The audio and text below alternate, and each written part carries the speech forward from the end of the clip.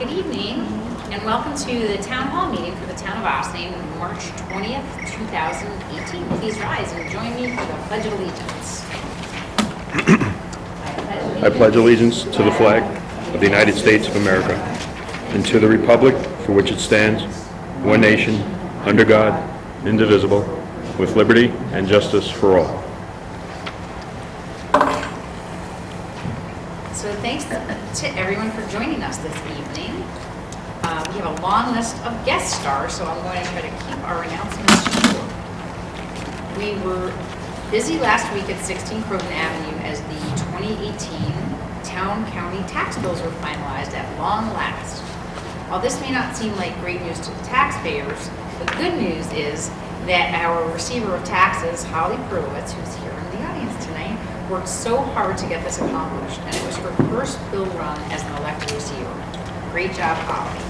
For those of you who pay your taxes directly to the town versus to a mortgage company, your bills should be arriving in the mail the week of March 26th. Please give Holly a call with any questions at 914-762-8790. If you're not already on her email list, you can sign up on the town's website on the Receiver of Taxes page to be added and receive timely and informative notices from her office as well. Holly is devoted to getting as many people on that email list as possible because it has proven so helpful to people to make sure that you do get those timely notices. So please do sign up if you haven't already. We have seen multiple nor'easters this winter, and there's another one scheduled to hit starting off slowly after midnight tonight and picking up steam tomorrow morning at around 7 a.m.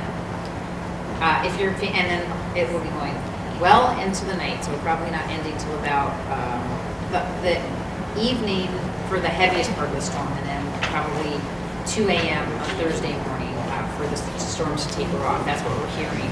And we are hearing reports of as much as 15 inches of snow for this particular part of the area. If your family was severely impacted by nor'easters Riley or Skylar, Con Ed has offered a small bit of help. They will reimburse customers that lost power for 3 or more days for food and medicine spoilage. Residential customers can receive reimbursements for up to $225 or up to $515 with receipts. Business owners are eligible for food spoilage reimbursements for up to $10,200 with receipts. To see if you are eligible and file a claim, visit the Con Ed website at www.coned.com. Please keep in mind claims must be filed within 30 days of the outage. And we are going to continue to work with our state and county officials to help Con Ed improve their storm response as we continue to move forward in the world. And hopefully, we kind of identified, I guess, in Ossining that one of the things that was worst for our area was the communications and the inaccuracy of some of the communications. And we are going to work hard to make sure that Con Ed gets that right the next time, which will probably be tomorrow. And do definitely call Con Ed immediately if you have an outage of any sort, because you want to make sure that they have a ticket for your particular outage. Don't count on your neighbors to do it. The Ossining Arts Council and Westchester Collaborative Theater's Living Art event continues this weekend at the Steamer Firehouse at 117 Main Street. Take a docent-led tour through the gallery and learn about the art on display. When you reach a piece of art that inspired a playwright, you will be treated to a short play based on that work. I attended this past weekend, and it was a great experience all the way around. It is an innovative and wonderful way to get treated to some of our best local and regional artists, writers, and performers. Visit OssiningArtsCouncil.org or WCtheater.org for more information and to buy tickets for the last weekend of the showcase. Green Ossining, one of our guest speakers here tonight, will hold one of their repair cafes on Saturday, March 24th at the Joseph Pagudo Community Center. Bring your well-loved clothes, toys, appliances, bikes, and pretty much anything else that needs a little TLC to the community center on Saturday between 11 a.m. and 3 p.m. The Repair Cafe helps to fix items and give them new life instead of having them wind up in the trash. For more information, visit their website at greenossining.org. Finally, this Saturday, the town and village are sponsoring an important event at Lewis Engle Park. Like other young activists throughout the country, students from Ossian High School have organized a March for Our Lives event at Lewis Engel Park. Beginning at noon, this program is sure to be inspiring as young people in Ossian demand action from legislators to take steps toward ending the tragic epidemic of gun violence in our country today. The town and village of Ossian, and we had yet another event just this morning, which is just unbelievable. It continues to amaze us and truly, truly sadden us. The town and village of Ossian have decided to co-sponsor this event to make sure everyone has a safe way to express themselves on this important topic. Do any of my colleagues have any announcements? Okay, pass the mic, please. All right. Okay, I just want to say that the Ossian Boat and Canoe Club is having its second annual Hudson River Photography Show and Sale. So on Sunday from 2 to 5, you can come down to the river and purchase for very reasonable prices photos that the club members and some of their friends have done with the Hudson River. I think the prices are like $10, $20, and I mean they're really quite reasonable, and enjoy some, well, in theory it would be more, but enjoy the river views anyway, and just have a great time. Anybody else? All right. So with that, we have a really interesting and informative evening ahead of us, which hopefully we're going to be able to learn a lot more about where we are with some of our green initiatives that are happening here in the town, as well as throughout our region. To jumpstart the evening, please welcome Dan Welsh, who is the Program Director of Westchester Power, a program of Sustainable Westchester. He's going to talk to us a little bit about community choice aggregation, give us an update, and help inform us of a couple of other important facts. Thanks so much. You can, if you want to stand there and do a TED Talk, feel free. Would you like to do that? Oh, you can. Okay, you're going to speak together.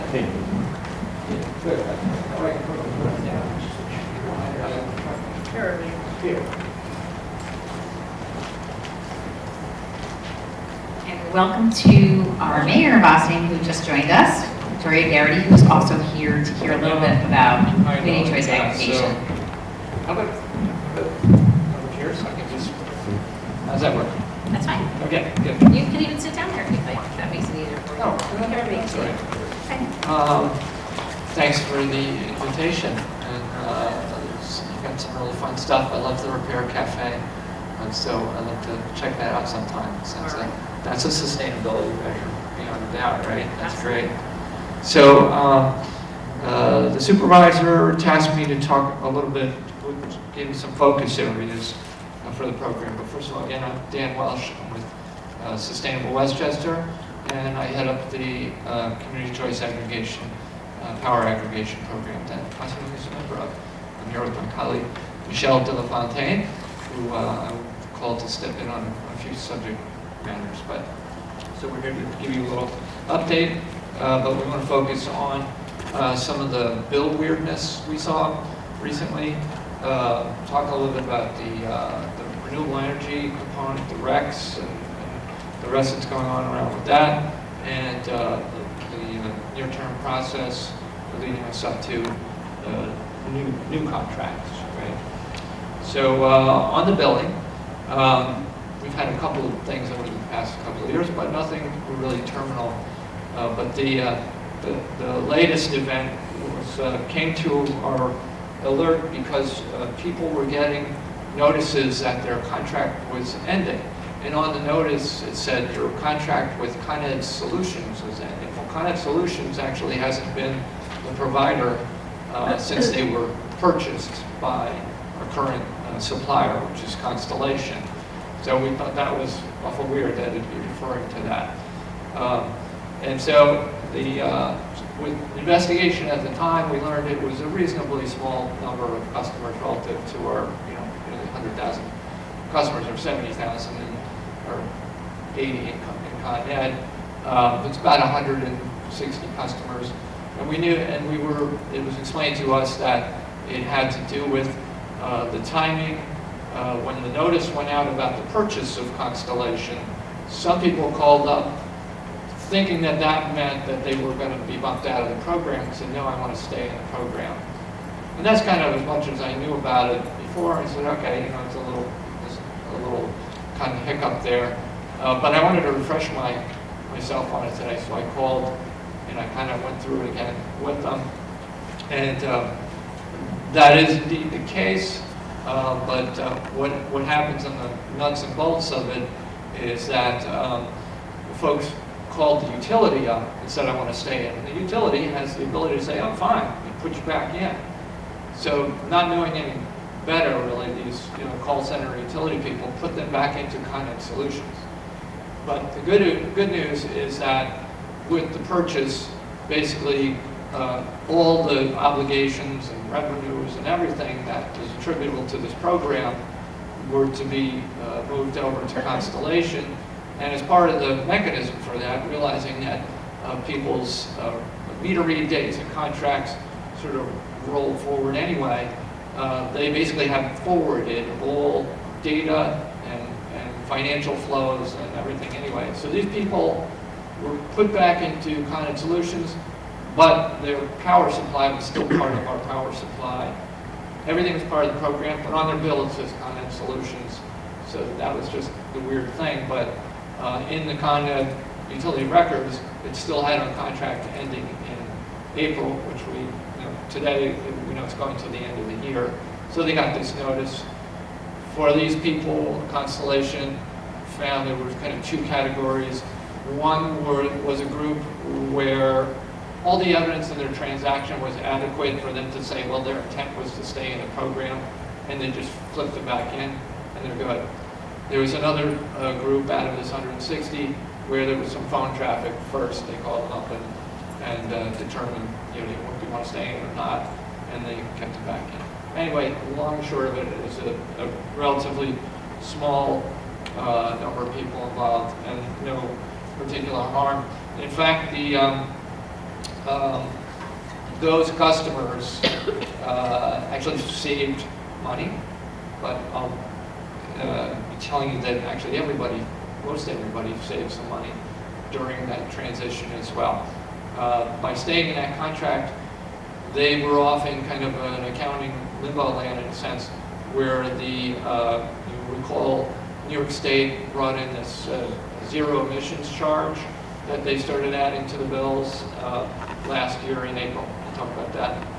Well, I'll talk about it now to refresh everybody's memory. Can we just take one breath? little step back? Yes. Just for those people who may not know what community choice aggregation is, even though we talked about it at length. Okay. Just take a quick step back and just explain why your Westchester Power, there's Westchester Power, there's Sustainable Westchester Power, Constellation Energy, Con Ed Solutions. There's a lot of jargon out there, and I just think it would really be helpful to just quickly clarify that the town and the village of Austin both decided to participate in community choice aggregation so that we could get lower electricity supply costs for anybody who was currently automatically opted to be part of Con Ed, not if you had opted out.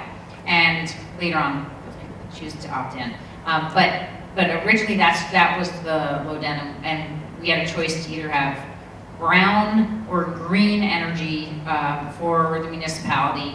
And brown is a mixture of green, so sustainable, non-sustainable, and we opted for green, as did the village of Ossining. So as part of that, Westchester Power became an entity that was a subsidiary entity of Sustainable Westchester, which is a consortium of municipalities that all got together because they wanted to take part in a number of green initiatives together. And Westchester Power is the offshoot that was overseeing the community choice aggregation consortium of a subset of municipalities. We went forward, developed a contract with which all of these member municipalities signed, and that gave us 2 years with, at the time, Con Ed Solutions was the supplier that came in with the lowest electricity prices for the community choice aggregation. everybody who had been opted in to Con Ed was now part of Westchester Power unless you chose to opt out, slash Con Ed Solutions. And then at some point down the line, Con Ed Solutions sold to Constellation Energy. Some bills came out, which you just discussed, that were confusing to people. One of the confusing items of those bills was that it said people were now part of Con Ed Solutions again. Either people accidentally opted into it for whatever reason or not. And then the other piece that I was hoping you were going to talk a little bit about is when people got their bills, they also saw a breakdown of where the energy was supplied from, and it didn't look particularly green. So that, are you talking about the environmental disclosure statement? Yes, I am. Good. So that, yeah, that's packaged in the bill. Right. And that brings us to the discussion of RECs, renewable energy certificates, and the whole green power subject. Great. So on its face, green power is a pretty obvious thing, right? It's generated by solar or wind, and it's clean, and we buy it, right? But of course, there's a lot of stuff going on between the windmill and us, and a lot of different transactions. And in fact, yeah, out in the market, the greenness of the power, or the renewable energy characteristics, is often separated from the actual electrons in order to provide a more liquid market. And those are sold in the form of renewable energy certificates. So when the windmill generates a megawatt hour of electricity, they can sell off the electricity into the standard power markets, power, and then they can get money for the renewable energy certificate. So there's different entities or structures for the creation of the renewable energy certificates. What we have is known as it's a Green E certification. This is a national certification. It's kind of the gold standard in terms of the process that they use to verify the production, make sure that it's not double counted, and so forth. This is kind of a free market, open certificate. If a company wants to go green and sort of green all their power supply, they can go out and buy these certificates. When we launched this program, we wanted to get 70,000 people into green power as easily and quickly as we could. This was the way for us to do it. But there are other types of certificate regimes out there.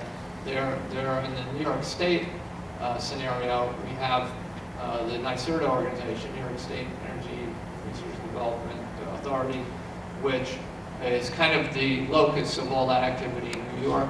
And they issue what's called a Tier 1 certificate, which is connected to New York projects. So when people build renewable energy projects in New York, the compensation that they get for selling that power includes the electrons and some other pieces, and they can sell these renewable energy certificates to NYSERDA. What does NYSERDA do with them? Well, the utilities themselves have an obligation to actually buy these things. So, the supervisor just mentioned that some of the grid power that's out there already has an element of, a certain element, about 20% renewable, and of that maybe 8% or 10% is wind power, and comes out of this regime. So that's another certificate regime that's out there. The renewable energy certificates that we use do not show up on the New York State environmental disclosure form. It's not part of that whole accounting system. So we did have that element of communications challenge where here we are, we moved the needle in that we went out there and we bought green power, and we declared what it is we're trying to accomplish. We paid green energy suppliers for what they're doing, but it doesn't get accounted for in this New York State disclosure report. So people get the record of the renewable energy purchases that was issued to all the accounts, and you got mailed that. But you also got this environmental disclosure report, which looks as if you didn't do anything in green power. So that is admittedly a communications and green energy decision that we have to look at going forward. Do we want to stick with that type of a purchase or look at some other opportunity? So I spoke about Tier 1 RECs. There are other New York State-based RECs which can have a positive impact on that environmental disclosure statement, which we are now researching. We have somebody coming in actually Friday from that's a hydro energy supplier, and there is a whole regime of low-impact hydropower RECs that's out there as well. That would be a possibility. These Tier 1 RECs from NYSERDA are quite expensive. They're come out to about 2 cents a kilowatt hour. So that would be a significant increase on our, ballpark 8 cent energy prices that we're talking about now. And I think it would be maybe a tough row for us to hoe. But we could look at all sorts of hybrid things where maybe we don't go for 100%, but we go for partial. We consider the fact that the grid is already 20% and we get another X percent and we move the needle out. And that way we can say we are building New York renewables and we're showing up on that report. If we go with the hydro RECs, those are actually cheaper. I was given an indicative over the phone of about ½ cent. So we're already paying 0.3 cents for our national RECs. So that would not be a huge leap to go that route. And then we'd at least have the New York State content, and we would show up on the renewable energy, the environmental disclosure report, and it would all look consistent. And I think that would be a step forward too. Had a discussion yesterday with an energy company that had called. They're putting in big facilities up in northern New York, 25 megawatt solar farms. They had a bunch of questions. They were even asking about CCA and whether we wanted to get involved somehow. But on the energy side of things, we said, well, maybe there's some participation in what we're doing. You can make an offer to us in one form or another. So we talked about RECs. But the fellow also brought up a concept which I had some exposure to, but that's additivity. So we're out here buying green power in one way or the other. The goal is to try and green the grid so that we get cleaner power in the future. We're leaving a better planet to our kids, et cetera, et cetera. We know that. But these regimes are kind of artificial that we're trying to do that through. Buying RECs actually only enables you to say you're buying renewable energy credits. You can't use the language that you're buying green power. That's what the PSC will tell you. But we could buy the electron side of the production from a solar unit, and even though it had been divorced from the RECs, they sold up the RECs separately, we could still be making an additive improvement because that purchase would directly go into the construction of these facilities. So I'm gonna just try to bring it back. Okay. Because I feel like we're getting off a little bit onto a tangent. I know that I wanted you to talk about the RECs, but I just wanted to clarify again for the audience that you mentioned April. We originally had a 2-year contract, and then there was a built-in extension through automatic extension. December. I believe, is that right? Okay. So just for the audience, I think, Dan, what you're talking about is now trying to figure out what is going to be for the next round, next contract, next negotiation.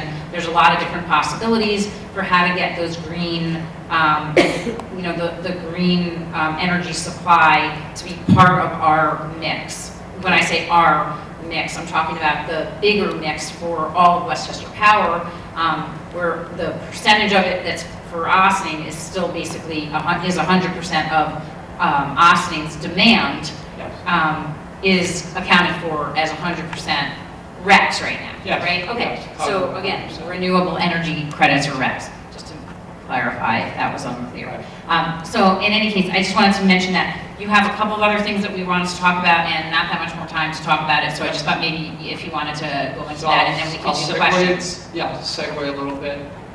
Recs are kind of the base load for us, but our ultimate goal is local renewables. So aside from that, we're doing a lot of work in trying to promote that.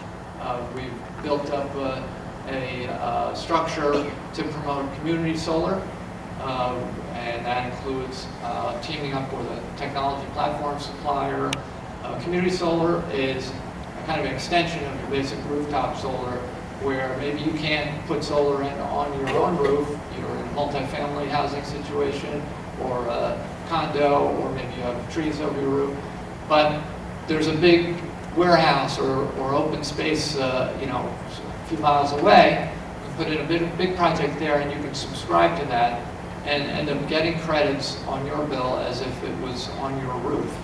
And most of the contracts that are out there these days are actually providing an alternative, which is saving people money. So this is a pretty exciting thing. We have our first pilot project, which is going into Montrose. It's a small project. It's only going to take about maybe 20 households worth of subscriptions, but it's going to work out all the different mechanisms that we need to make those projects go. And we're talking with a lot of developers about that.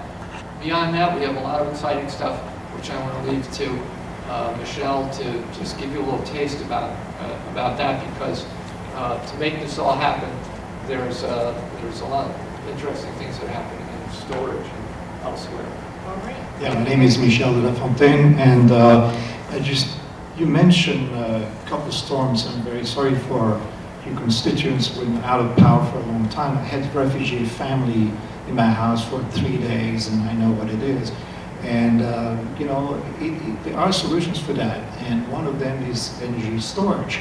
And New York State, under REV, is pushing very hard on that. So I was in Albany last week, where we talked about storage a lot, and the pushing for incentives means rebates on storage. It is not coming cheap yet, but it's really gaining down in price. So there will be probably by Q4, at the end, from October, is running by the budget of, as you know, there'll be some rebates for storage, and it actually is more interesting, for instance, to install solar in the same time as storage, because you can get still federal credit, 30% of your solar PV and storage at the same time. So Sustainable Westchester will soon put out their project, which we are going to cater to our community choice aggregation subscribers, as to participate in programs where you install solar on top of your roof and you install a battery on the side, and mostly it's going to be outside of the wall, and then you'll be able to be resilient. It means if a storm happens and you cut off, you know, from the grid, you'll still be able to power your refrigerator or a few lights and things like that in your home. So these projects have been kind of designed now. It will take us a few months to be able to put it together and suggest that under our programs. This is not only for a residential, but if you are a small commercial or a large commercial, small commercial, and you have these type of outage possible for you, it would be interesting, instead of having to claim to Con Ed for, and if you actually you kept all your receipts, because that's what they're demanding for this, you could, if you are a demand account, I don't know if you understand what it is. If you're a large commercial, you have a large account with Con Edison, you might be a demand account. And storage can basically reduce your demand charges. It is really expensive in Con Edison territory. If you have a demand charge account, if you look at the bill, look at that side, and you understand what I'm talking about. So we're, you know, I'll be very short. We're working also on the school district demand charge reduction, which is putting solar and storage in the school districts, for the middle and high school in Blind Brook, where we're going to, demand killer, we're going to kill demand, which is paying for itself. So this is the kind of project we're working on. So, you know, contact us if you have any such, you know, ideas, issues. You want to be resilient today, be my guest, ask me questions about this. Thank you. So we're going to just open it up to questions now for Sustainable Westchester, and then we will move to our next topic. Okay, well, I'm excited to hear about the storage ideas. I've been wondering about that for a while. But for now, why can't we buy the renewable energy credits from our own locally sourced solar? Why isn't that an available purchase from the houses that are right here? I mean, in theory, you kind of could, but believe it or not, when you put up a residential solar unit, you're getting these state credits, and that's what's bringing the price down for you. Those credits actually went to the state. They essentially bought them from you, turning around and selling them, as I said, to the utilities. So the crazy thing is, again, under the hood, in theory, according to the way this all works, you can have solar on your house and not be able to say you have renewable energy there. It's kind of ridiculous, but this is an accounting thing. You clearly have improved the world by putting that up there, but because of where all the credits are flowing, it's All right, we don't have time for that. Yeah, sorry. All right, the hydro that you're talking about, thinking about purchasing, is that the mainly sourced in Canada? It's actually New York State. I specifically That's said. not the one that wants to put the transmission line down in the middle of the Hudson River, is it? No. That's not Clayton. That's a transmission issue. This is low impact hydro, so it's on small scale, but a lot of different facilities up in northwestern New York. Okay, thank you. I have one question. I heard you name Mike, Michelle? Okay, I just heard you say that if you had solar power, like all the houses that were out during this last storm, if you had the solar power, that then you would not have, in your house, let's just say a single family house like my house, then I would not have been out of power, is that? Well, there are systems today offered that will be able to automatically switch to your local storage if you had one. Currently, I have solar panels in my house. If the power goes out, I cannot use my solar panels at all because I have a manual, actually, I have no switch at all. So I'll be automatically cut off. But the new system that we are looking at are actually coming with what we call an automatic switch. So automatically, if the power goes out after 10 seconds, you store energy is used. Oh, but I thought you said that the battery you had something about it. Oh, this is in the future. Yes. It's coming very soon. Actually, it's available now, but yeah, I would, if I were you, I would, wait for New York State to come up with rebates and then go directly solar. Photovoltaic means the solar panels on your roof with the storage at the same times because you're getting 30% from the federal. Thank you. You're welcome.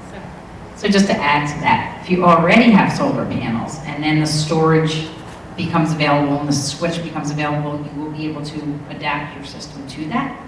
You may be doing that, yes. I would recommend, let's say, to put 2 panels, additional panels somewhere on your roof and then claim your 30% credit. There are ways to go to the IRS. So all you green folks in the audience, this is for you. Okay, good news. All right, I'm going to just see if any of my other colleagues have any questions.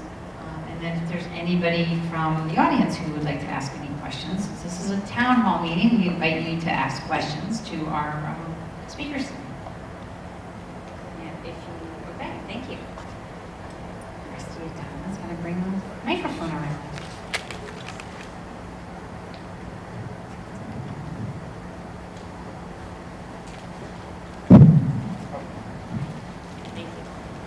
Hi.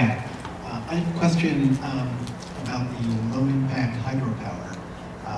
If you could describe that. I'm not familiar with it, and I tend to think of hydropower as being generally very high impact to river ecology and migrating fish populations. I think you're right, and that's why, you know, and I'm not an expert on the criteria that distinguish a low-impact system, but it's clearly a set of criteria which address exactly what you're saying. So I'm sure they must have to examine it to make sure it's not, you know, affecting some kind of spawning, significant spawning type situation, or other, you know, natural characteristics. You know, I couldn't recite those characteristics to you, but there's evidently a distinction there and a natural regime for rating these facilities. So it is looked at a certain scale as being a sustainable type generation facility. Where might I find more information about that and what the criteria I think is? it's called, if you just type low impact hydro, I think it's Low Impact Hydro Institute, or is the name of the certifying organization, I believe. Thank you. Sure, and we'll try to provide, you know, written information about this stuff going forward, the different options. I know it was a little bit chaotic going through this different rec options and power options, but we'll write it down so it's. I may be opening a giant can of worms here, but the basic question I have about the recs, in your description you're saying trying to find recs and a way to structure the green option so that on our report it comes out saying that we are indeed using renewable energy.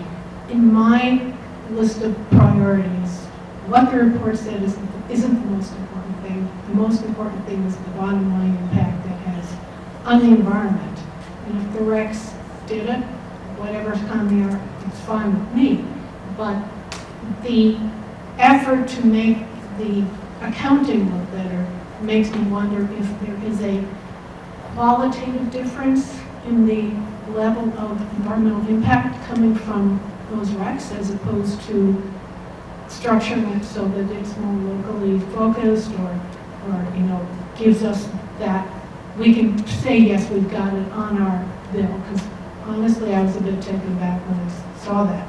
So is there a environmental impact difference between the recs that come from some guy out in California, I understand?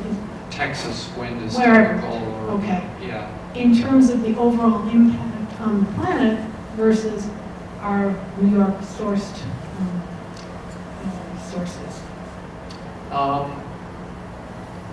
You know, I guess you could say there's a benefit to going local. There's a reduction in, you know, maybe transmission. Certainly for the projects that we're actually doing here locally. In terms of buying New York State recs versus these external recs, I don't know. For some of us, we want to make sure that we have a sustainable economy right here in New York, and it relates to the dollars recirculating here in New York. So, you know, it's creating a local economy, local energy economy, so your energy dollars aren't going out via, you know, cable to somewhere else. So those things are kind of all tied together. There's also this, again, this additivity factor. So you kind of look at these things and see how much impact they have. Are we really driving new construction? The Greenie recs, I think they are rated at no facility can be older than 15 years old. So it's still considered to be part of you know, the active market of pushing new construction. But these tier 1 recs, as in sort of the opposite side of things, are, you know, they're today. They're New York State projects that are being constructed now, and the principals are selling off these recs. So there's a number of goals. Yeah, that's right. And I think that's the exercise that's in front of us over these next few months. It's kind of look at our goals and look at these options and map them up. And then there's the practical issue of coming up with, you know, say 2, maybe there'll be a 3rd discrete products that all the towns agree on, and that they will select from as picking one for their defaults. So we have to kind of balance all those goals, environmental goals, financial sustainability, and long and short-term goals, and we achieve those practical goals of getting a product. So. Thank you. So I think that we're going to end the questions for Sustainable Westchester here so that we can make sure that we get through everything else. And if in fact they're still here when we're at the end and there's still questions, we can come back around. Okay? Thank you very much. And we're going to, yeah, if you want to stick around for a little, great. Till 9. Okay, wonderful. Okay, so next up we have Susie Ross, who is the chairperson of Green Ossining, which is a committee that was created, I guess, by the town many years ago, and then the village, and is kind of an arm of both the village and town government to help us push our sustainability efforts forward. So welcome, Susie, and we're looking forward to your update.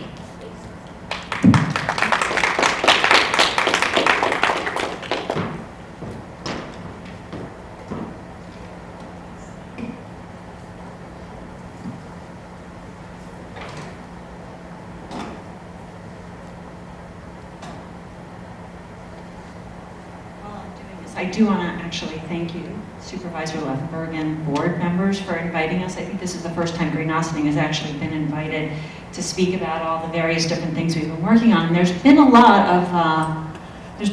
of work that's been done over the last year. So some of this is going forward stuff, and other stuff is, this is what we've been up to. And I wanted to take this opportunity really to highlight all the various different initiatives, and kind of putting this together, I was a little surprised that there is a lot going on. And again, thank you again for the opportunity to share this with you.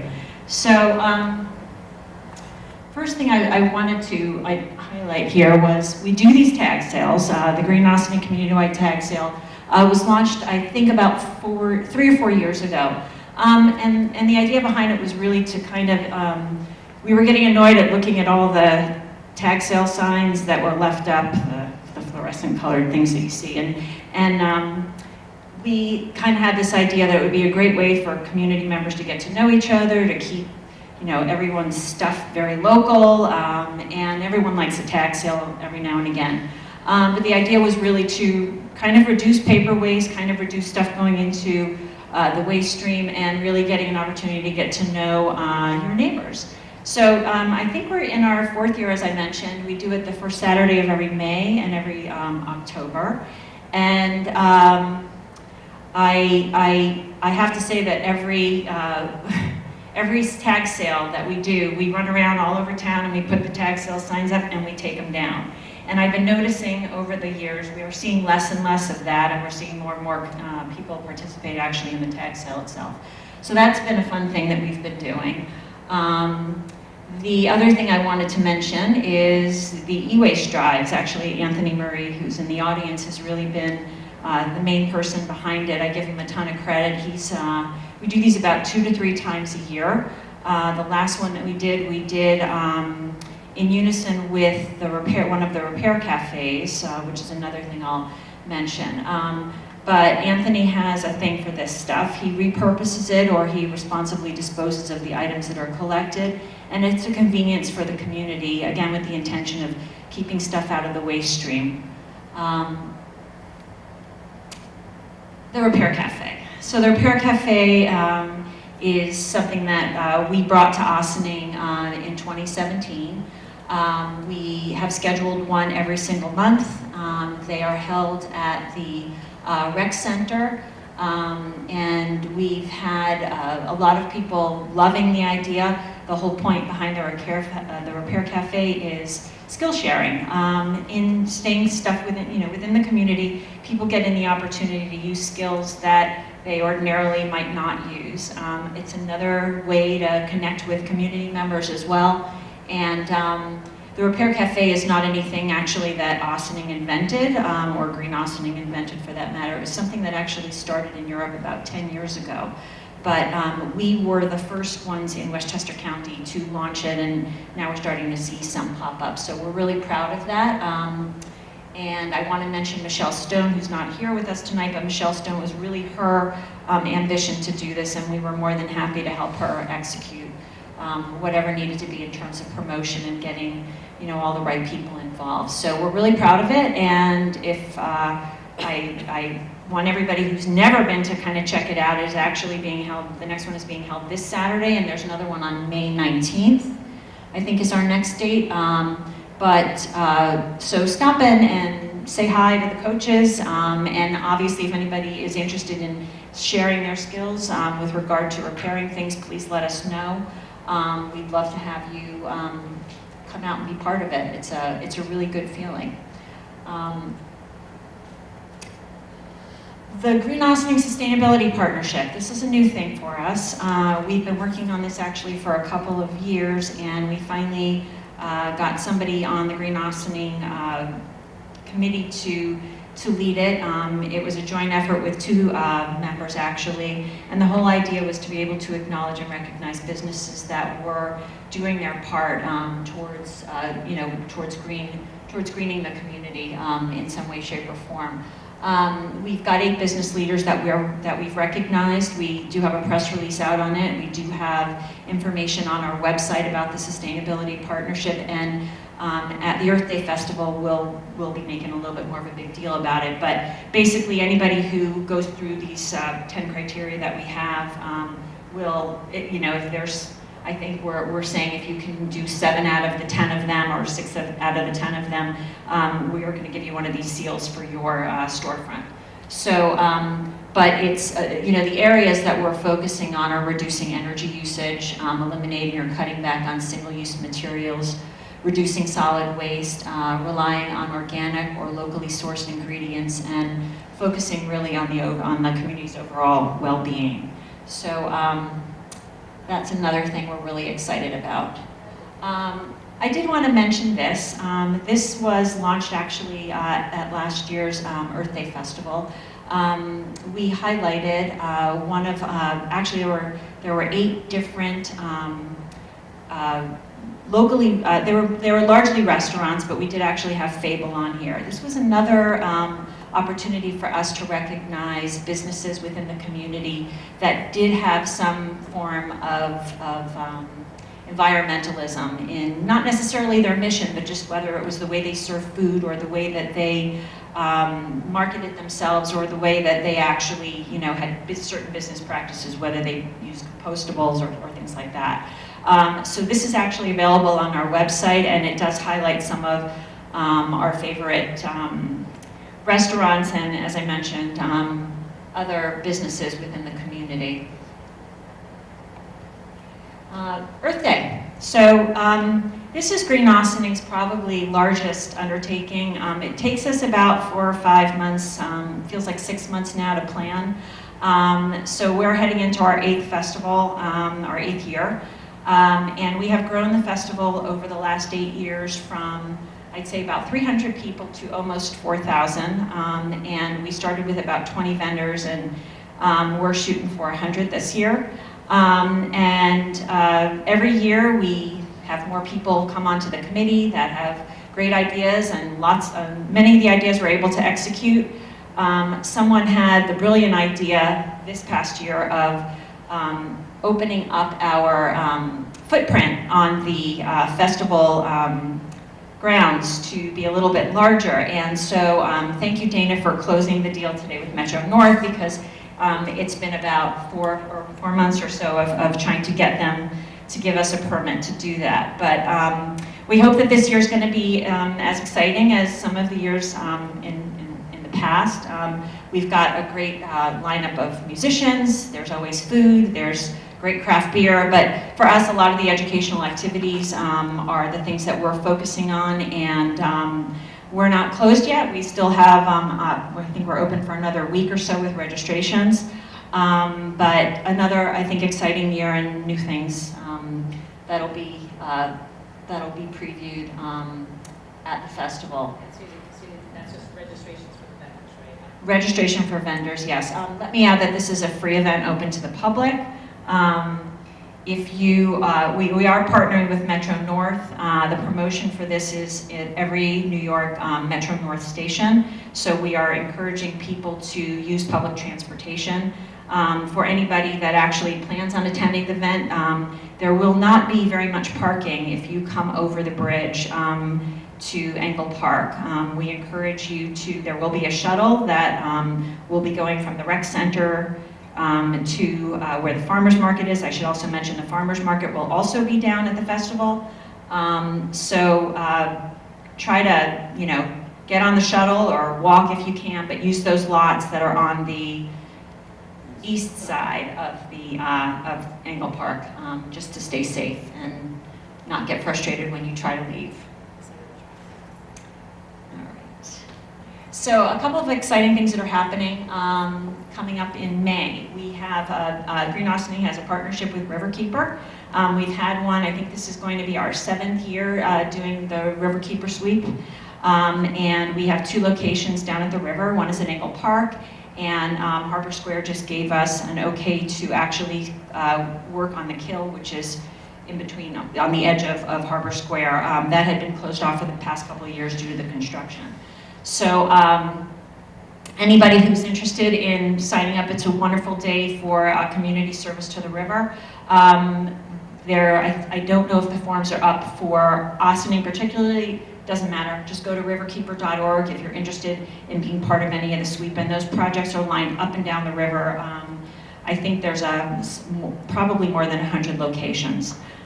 So that's May 5th. Also on May 5th, we are in partnership with the Village of Ossining and Riverkeeper as well to do storm drain stenciling. The idea being that we want people to recognize that what is on the street, what is in the street will end up eventually in the drains, and which will end up in the river. So the whole point of this is to be able to make people aware of that there are storm drains, and those storm drains will do in fact lead to the Hudson River.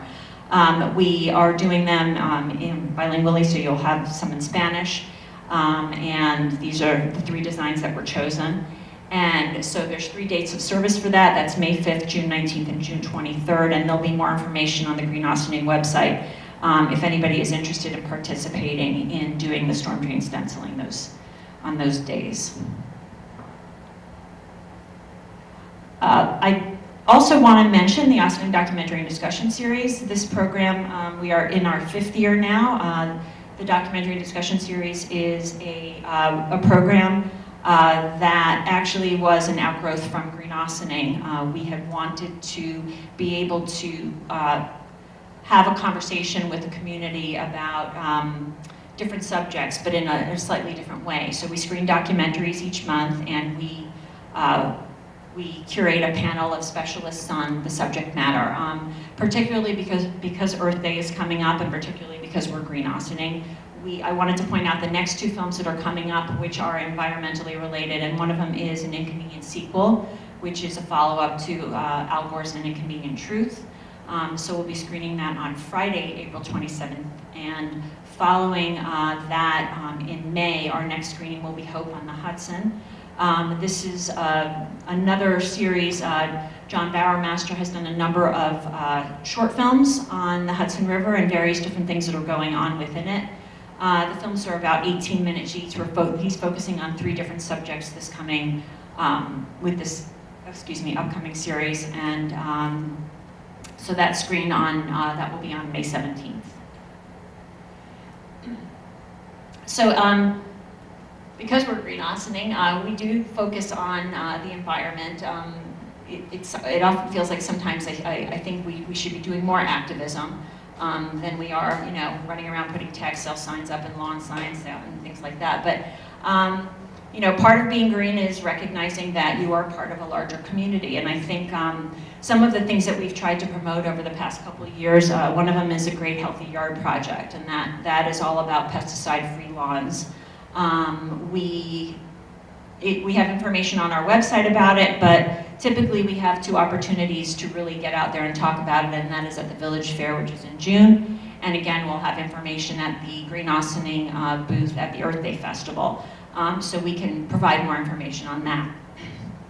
I also want to mention that in 2016, I think unbeknownst to the municipalities, both the village and the town, through the third party, I think that was contracted, there had been wide use of the pesticide Roundup. And I think in bringing awareness to it, I don't believe that it's being used anymore, but it was a great opportunity for us to say, if we got behind something, we kind of brought attention to something, that the municipality actually paid attention. So I wanted to just recognize, I believe it was you, Dana, who we first talked to about this. When we mentioned it, it was quite a surprise to both the village and the town that this was actually still being used, and I want to thank you for actually doing something about it. And it wasn't that hard. It was, you know, bringing up something that I don't believe was just, you know, something that was knowledgeable, because we were outsourcing, you know, the work to, I guess, all the weeds to a third party, and whatever, the practice just what, they weren't aware of what was going on. So we were able to, as I said, discontinue the use of Roundup in our parks and on our streets. So that was a win, at least in my opinion. Another thing I wanted to mention is Leaves Alone, which is a project I think that started in Lower Westchester. I think it was Irvington that started this, and it's just basically the practice of mulching leaves, of not having leaves blown, because mulch leaves actually provide enormous nutrition to the soil, and it's kind of a practice that we should be doing much more of here in Ossining and actually everywhere. So it's something that we'd like to push a little bit more, and perhaps in partnership with that, I actually just handed Dana a letter before I came up here, asking that the municipality consider banning the use of leaf blowers. There is enormous research behind basically the problems behind leaf blowing, from not just a personal health concern, but largely an environmental concern. So I'd ask that as you're thinking about these things, that you consider how dangerous actually use of leaf blowers are for the environment and for people around and for the people who are actually using them. I believe this is probably the last area that I wanted to talk about tonight, and that is the reusable bag initiative. This has been something that actually has been talked about by a number of different municipalities, and for quite some time.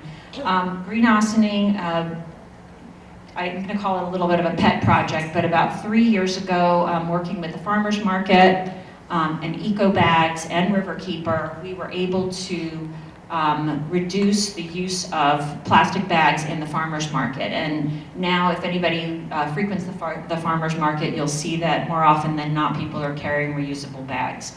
So it was a little bit of a test to see whether or not we could actually make this happen, and it was successful. We had our model then, which was, the vendors were to charge people 10 cents basically if they were to take a plastic bag, and now I'm truthfully not sure what they're doing, but every time I go to the market, it's very unusual to see a plastic bag being taken by anyone. This particular initiative, though, is much larger than the small one that we executed here, and the use of plastic bags,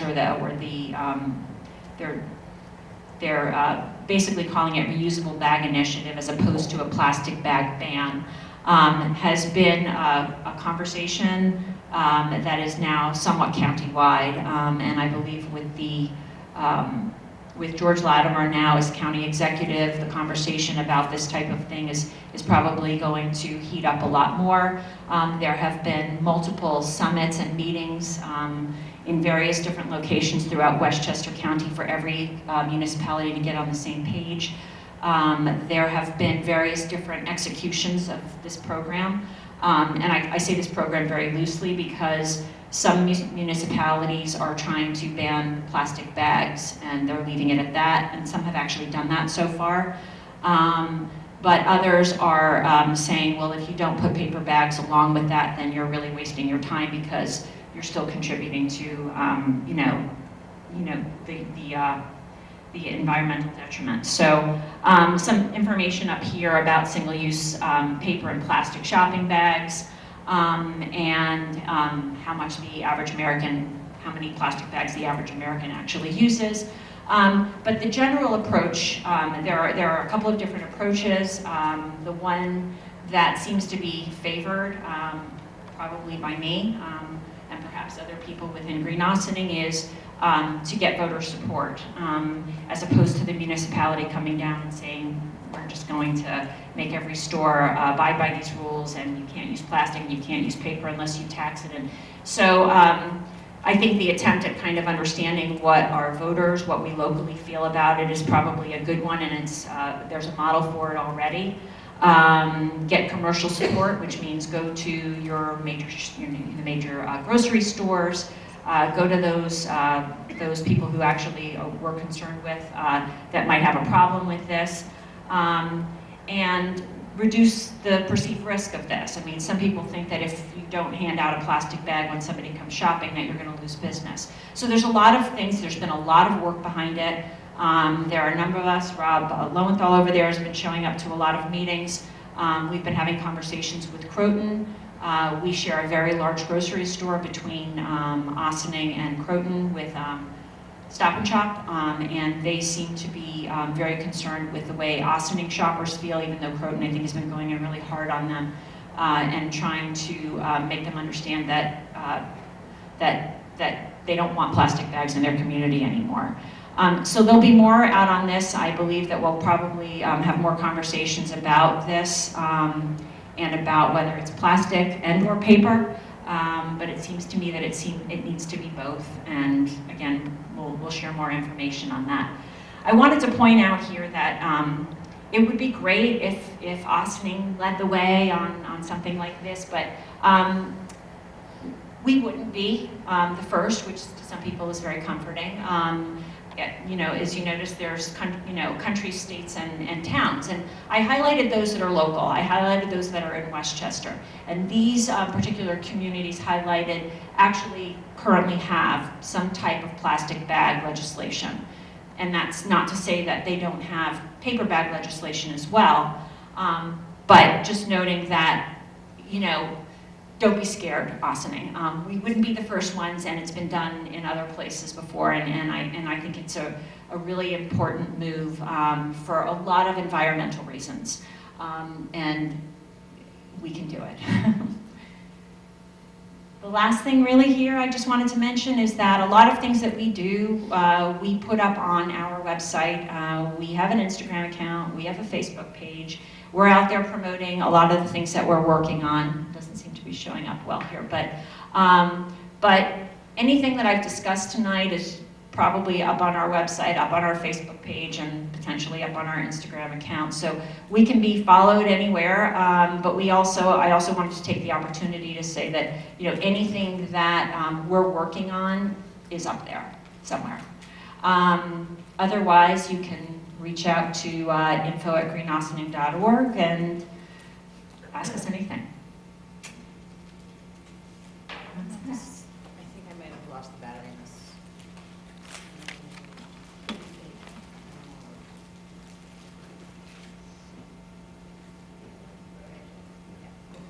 Okay. So, yeah.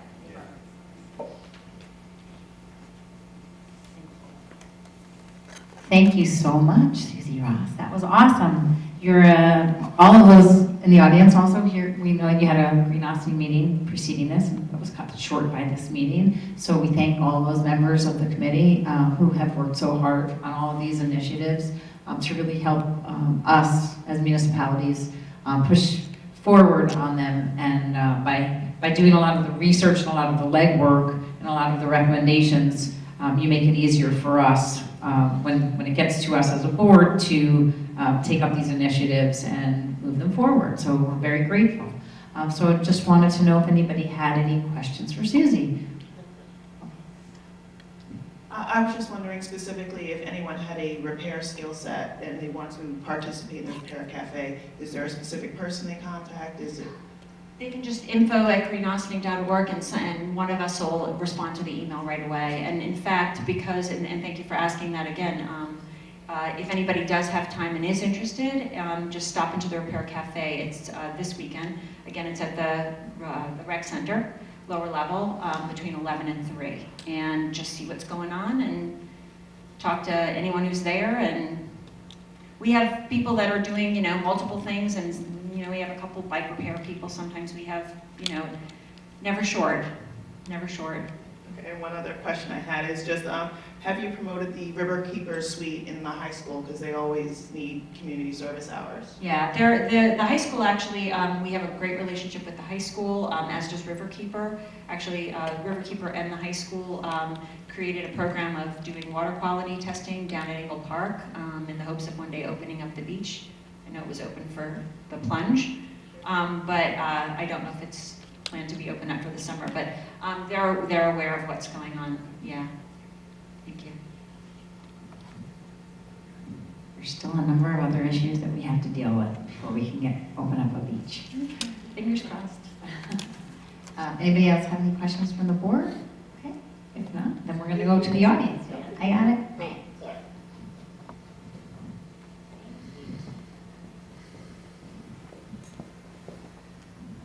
You got me thinking about the Roundup business. I'm glad you caught it. I think in our schools now, state legislation bans that type of stuff on our schoolyards. But I'm just thinking, why not?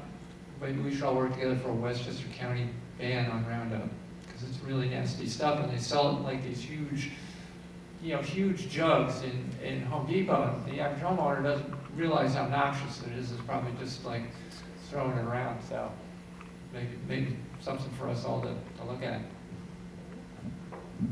I hear you. Anybody else? Yes, I just wanted to make a comment. Susie, you are a treasure to Ossining, and the work you've done in this on a volunteer basis is just amazing. And I think we should also mention that Con Ed sees you as being someone who should be honored, and you are being honored on April 20th, I believe. So I just wanted the rest of the community to know that.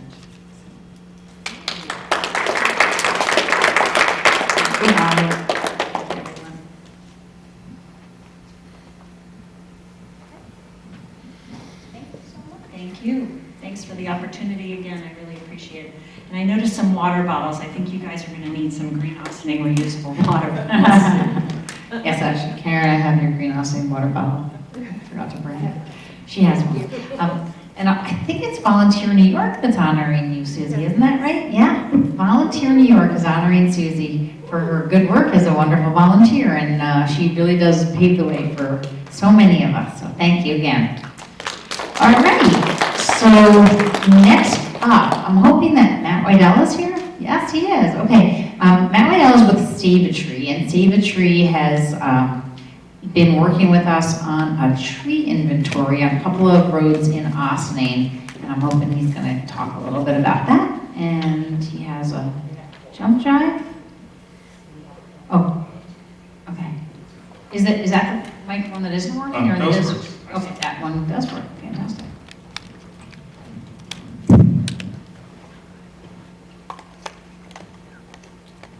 We received an urban forestry grant from New York State to take a look at this, and we're hoping that it's going to help us not only with caring for our trees and our environment, but also with economic development, if you can believe it. Trees add so much to our community in so many ways, and we were taking a look at the trees along the area where we're looking to hopefully put in bike lanes down the road. So, well, more to follow on that, but for right now, Matt is going to talk to us about where we are with our tree inventory. If you could just talk a little bit about the geography that you looked at, that would be great. Yeah, I'll talk about that as well. Thanks. So as you mentioned, I'm Matt Weibel. I'm a registered consulting arborist, an ISA certified arborist, work with the Save a Tree Consulting Group. And so I performed, so the outline we're talking about a little bit about the assignment, the results, iTree Echo, and the assessment that we did with that program.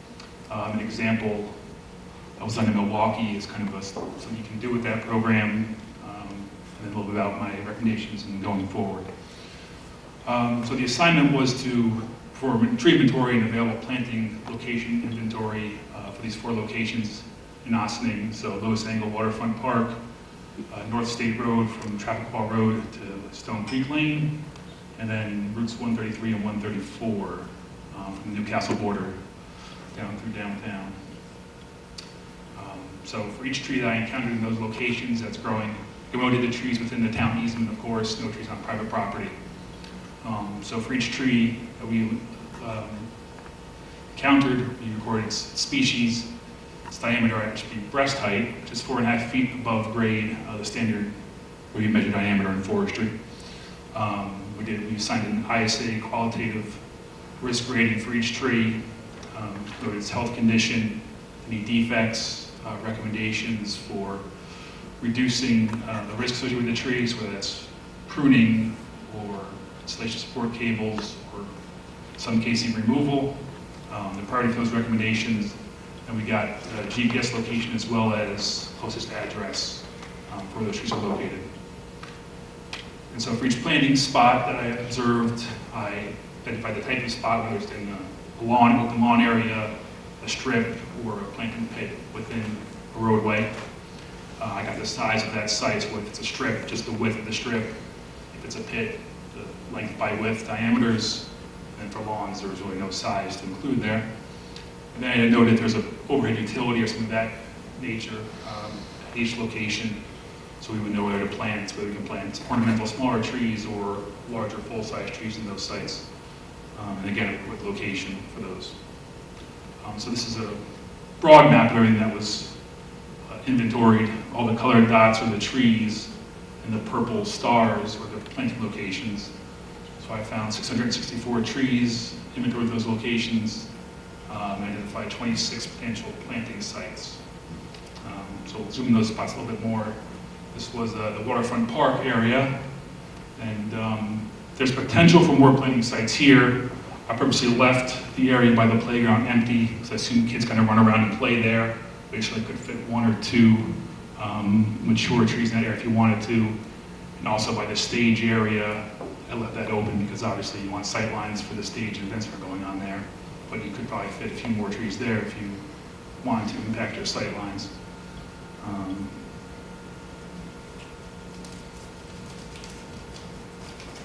And at the park there were 114 trees. North State Road, 188 trees were inventoried here. Not many available planting sites. Some of the reasons for that may be the planting strip is too narrow, it's less than 3 feet. Kind of a hard time getting a tree to go in there and stay and grow well. If there's trees on private property kind of overhang the right of way, you don't want to plant trees that are there because they'll start leaning and growing at an angle, and it's not the right site for those trees. And then here we have 133 and 134, and there were 245 trees on 133 and 117 trees on Route 134.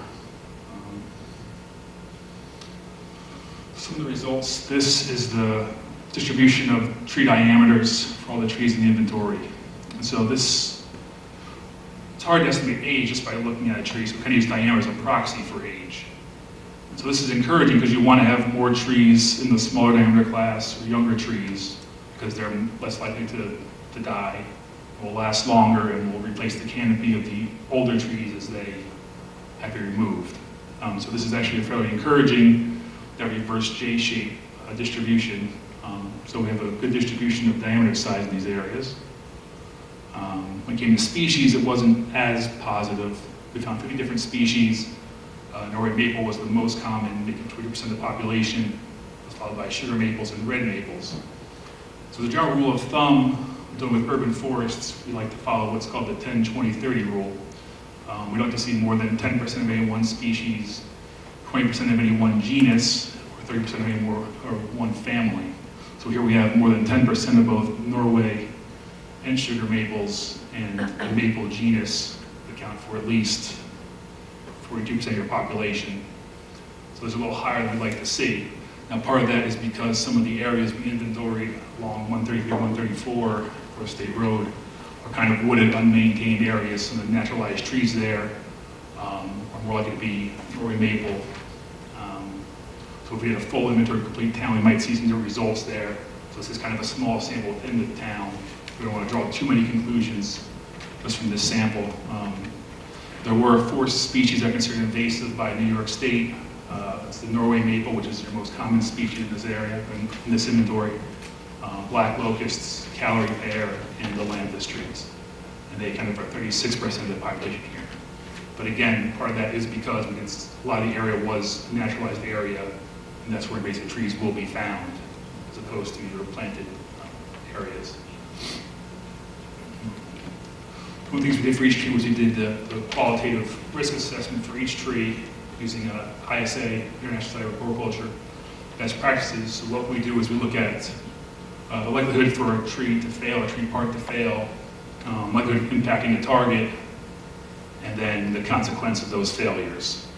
So in the left column, in the top graph, we have the likelihood of failure and impact for a tree. Across the top, we see the likely consequences of that failure. So for the 664 trees in here, the vast majority were considered low risk. 7 of them came out as high risk, and 25 were moderate risk. There were no extreme risk trees in this population. So that's also fairly encouraging. So next we used iTree. I don't know if you're familiar with iTree, but it's a suite of tools that's developed by the U.S. Forest Service, associated with many industry partners such as Davey and Casey Trees. Gives outputs based on peer review research, and there's 10 or 15 tools associated with iTree. You can look at individual trees in your property. It can help you design where to put a tree to give you the best environmental impacts or shading impacts for your property. But here we use the tool called iTree Echo, and iTree Echo Forecast, which looks to iTree Echo provides analysis of ecological benefits of trees. So it gives you an estimate of the pollution removed and human health impacts for the trees in the study, the amount of carbon sequestration on an annual basis and total storage, the amount of avoided stormwater runoff by the tree canopy, the amount of oxygen produced by that tree population, as well as a canopy coverage estimate. There's various other outputs it provides as well. So when we ran this 664 tree population through iTree, we got an estimated 8 acres of tree cover. The 664 trees remove 454 pounds per year of pollution, which equates to savings. They equated to a savings of $4,000 a year to the population. 277 tons of carbon are stored in those trees. Sequesters additional 4.645 tons per year. Produces over 12 tons of oxygen per year, and it sequesters about 15,430 cubic feet of stormwater per year. So there's another tool within that called Forecast, which allows you to look at your current population and using these set of parameters for mortality, look at how the tree canopy coverage for the area will change over a set period of years, in this case 20 years. So we ran that using the assumption that with 3% annual mortality for healthy trees, 13% for sick trees, 50% for dying trees, and the sick and dying is based on our condition ratings we gave the trees, we did the inventory. So this graph here shows expected canopy coverage over 20 years if there's no additional plantings done in that time frame. So you'll see it starts at 8 acres, and after 20 years we'll be down to just under 5 acres. Now you can do different planting inputs to see how that will impact the forecast for 20 years. So if we're going to plant 50 trees per year, in 20 years we have the same exact dips a little bit and it goes back up, so you're going to end up at 20 years with around the same amount of canopy coverage as you currently have. And if you plant 75 trees per year, you get all the way up to almost 11 acres. So you add about 3 acres of canopy coverage over 20 years. This is a different example. This was done by Davey Tree. This is from a presentation by Scott Mako of Davey Institute. I don't know if anyone's familiar with emerald ash borer, but it's a invasive pest that's coming into our area now, but it first was found in Detroit in the mid-2000s, and moved from Detroit to Minnesota, Chicago, Baltimore, and it's coming our way. But Milwaukee had an inventory already performed, and they did an iTree echo assessment of that. And normally, the traditional way of managing emerald ash borer was to either remove all your ash trees or remove certain ones and then treat the rest, or just kind of phase your removals over time. So everyone focused on the cost of remove versus treat. What they didn't think about was the value of the trees as they currently exist, the value of the ash trees in their mature form as they are now. So it may cost 50% more to treat ash trees than to remove them to prevent emerald ash borer. But if you look at the actual value the trees providing to the community, treatment might be the best way to go. So what they found is that if all the ash trees were to die from emerald ash borer, you get a 70% canopy loss in $221 million of structural damage citywide, and you would be removing $243,000 less of pollutants. You'd be losing energy savings of almost $138,000 and $2.6 million reduction in stormwater benefits. So when you think about the benefits of the trees in association with the cost to treat, maybe treating is a more viable option than just removing all the trees. And you can combine this with doing the forecast method. So if you were to say, if we remove all these trees and we plant X number per year, how many years will it take us to reach our pre-casualty functional benefits of those trees? And so it's kind of a way to bring the cost-benefit analysis to another level, which was a really interesting way to use this tool and think about how we manage trees and how trees are a benefit to our town, to our people, beyond what we normally consider. Especially right now with all the storms and everything, there's so much in the news about storm damage and trees failing. People get kind of wary of trees, but there really is a lot of benefit to them, and those failures are generally fairly not that common, and the benefits to preserving and maintaining your tree canopy can be quite valuable over time. So some recommendations going forward was to use the inventory management plan I performed to address high priority actions throughout the town. Try to pursue your resources to plant 50 to 75 trees per year. Based on this, we should try to not plant ash trees, obviously, because the emerald ash borer is nearby. Try to, from what we can tell, avoid that. Maybe we should avoid planting maple trees going forward, so we should try and keep below those threshold levels, kind of increase our diversity a little bit. Try to find some different salt tolerant species to plant at the waterfront park, because there's some salt there when it floods, the brackish waters.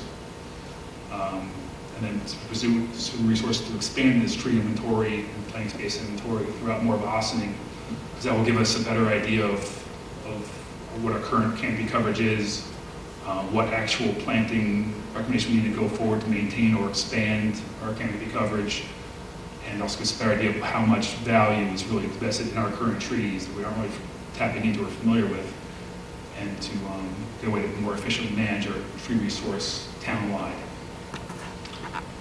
So that's kind of a summary of what I did. If there's any questions, I'll certainly answer those. Thank you so much, Matt. This is a wonderful resource, I think, for us to use going forward, and has lots of information for us to use as a guide. And I am just curious, one quick question is the size of the tree. If we were to plant 50 to 75 trees, does it matter where we start? I mean, are we talking about a mature tree, or, I don't know what mature exactly means. Yeah, this assumes it's going to be a commonly available nursery stock tree, so 3 inches or so, 3 or 4 inches in diameter at the time of planting. 3 or 4 inches in diameter, okay. Just a little anecdote is last year, was it last year, maybe 2 years ago, we were so excited. It was Arbor Day, and we went over to AMD to help to plant some trees that we had ordered through the Arbor Day Foundation, And we got to AMD and we said, okay, so, you know, where's the beautiful tree? And we spent a lot of time with one of their folks in the building department to find out what kind of tree they wanted. And we found one that was native and that wasn't gonna drop too much fruit and was gonna be easy to maintain, but it will also give a nice canopy, et cetera, et cetera. We got there and we asked Celio, the principal of the school, if she could please show us the tree, and she burst into laughter, and turned out that the tree was a seedling, is that what they're called? A little tiny tree about this big. It was a little teeny tiny tree. So when I was asking about the diameter, I think 3 to 4 3 to 4 inches. Inches. Joint caliber or something. Wide, exactly, not high. That's critical. So good to know. Thank you. All right, I'm going to pass this over to Liz Feldman. Okay, so how many ash trees do we currently have in our? Yeah, in this section, I think there are only 4, I believe, in the section I looked at. Okay, and the pine, the new pine sickness isn't down here yet, the pine beetle? That's in New Paltz? No, not that I observed, no. I mean, there's a lot of Japanese black pines at the waterfront park. I did not notice any borer activity in those at the moment. Okay. Do you know if we lost any of the trees in this inventory over the last few storms? No, I did not. I did this inventory at the end of January. I was in the field doing the field work, so I did not know. Okay, and tree planting, does that count with the squirrels plant? For the parks, it would count, yeah. If I had to plant one inside the right-of-way, that would be useful. Mr. Walter, do you have any questions? No? No. Okay. Right over here? No questions? Okay. Anybody in our audience have any questions? Okay. And then we have a great segue. We're going to hear from Donna Sharon a little bit about tree care. Oh, and you're asking the question also. Okay. Is this on? Yes. So I have a lot of ash trees, unfortunately. You know, they are a beautiful species, but not in Westchester. They have ash yellows. So they are not thriving. I have not seen any ash trees thriving in Westchester. What would the value be of treating a tree that's not thriving? No. Or did you find ones that were thriving? Well, yeah. The emerald ash, for example, is just because Milwaukee had a large percentage of those, and Milwaukee they do a little bit better. Certainly, if they're not thriving, I wouldn't treat them. But this is for if, let's say, an Asian longhorn beetle infestation broke out in town. You have so many maple trees. Like different invasive species comes in. You're concerned about, not necessarily this one. But you're not suggesting we're treating ash trees. You're suggesting maybe treating the maples. I don't think you need to treat any trees per se, but that's the one I saw. I'm just saying, let's say next year some new invasive comes in and shows up on a species that is important to your tree canopy. This is another tool is to show the value of preserving trees versus remove and replace. So it's the way to think about things beyond just the cost to treat versus cost to remove. So the tag on to that, because there was a discussion about glyphosate, which Roundup, which does have a value in getting rid of like knotweed, for instance. But I think the town, because of the environmental issues, would be really concerned with neonics. So, and I know a lot of those ground soaks for trees do have that. Would that I'm not an arborist, I'm not familiar with the products, but is there products that would not have an impact on the bee population that could treat the systemic treatment? Yeah, I mean, the main one used for emerald ash borer now is something called imamectin benzoate, which is not a true neonic. Some people do still use the imidacloprid. That isn't the best product to use for a couple of reasons. So it's not the best at treating this pest anyway. So if a pest outbreak did come to the area, you can look into alternatives beyond neonics for most. I mean, there might be some, could there be a pest that can only be treated by neonics, and you have to make a decision. Certainly, if you don't want to use the product, I understand that. I'm not here to promote these certain products or anything. So yeah, if you don't want to, that's something to consider too, thinking about cost benefit. There's a cost to using that product too. Then if you're impacting bees or sort of human health issues, obviously. So it's not just something to consider. Yes. Are there any other questions?